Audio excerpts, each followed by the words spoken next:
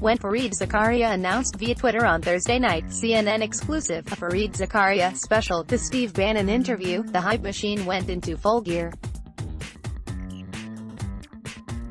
CNN began teasing excerpts of the interview, to air the following night in primetime for an entire hour, promising Bannon's perspective on everything, from Donald Trump to Robert Mueller to the midterm elections. My first thought was, this must be one explosive interview. Why else would CNN devote an entire hour to an interview with someone who has been in exile abroad since his very public break with both the president and Breitbart News in January? Would Bannon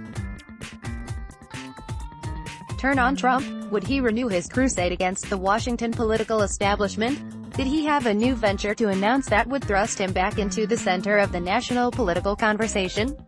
I watched the interview from the CNN bureau in Washington. I had been booked to appear on CNN Tonight with Don Lemon after the Bannon interview aired to give reaction and analysis.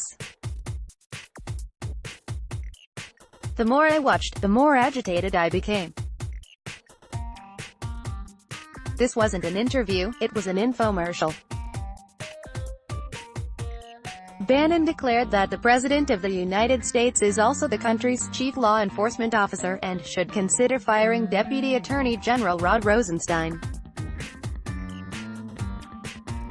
He praised Trump as great, and while he respectfully disagreed with the president on his treatment of Attorney General Jeff Sessions, he heaped effusive praise on his former boss's approach to trade and immigration. Bannon even suggested that Trump would shut down the government in the fall over funding for the border wall. One thing was clear, Bannon wasn't going to break with Trump. This interview had one purpose for an audience of one. It's an obvious strategy. Trump hate-watches CNN but also craves acceptance from the mainstream media. Trump's entire decision-making process often seems solely based on what he watches on television. Trump believes there are not enough voices on cable TV defending him. Steve Bannon appears on fake news CNN, knowing Trump is watching, and offers a spirited defense of his presidency, all the while hoping the appearance helps him return to Trump's good graces. It makes a lot of sense if you're Steve Bannon. It makes zero sense for CNN. The entire time I'm watching this infomercial, I'm wondering, why the hell is CNN giving Steve Bannon an hour to try and rehabilitate his relationship with Donald Trump? It makes even less sense than repeatedly inviting Kellyanne Conway on air to give blatantly misleading or meaningless explanations of administration policy. Most of us call them lies. The reality is, reporters and producers play a tangible role in elevating and empowering different voices to shape the national discourse in this country. How the media chooses to wield that power is incredibly consequential.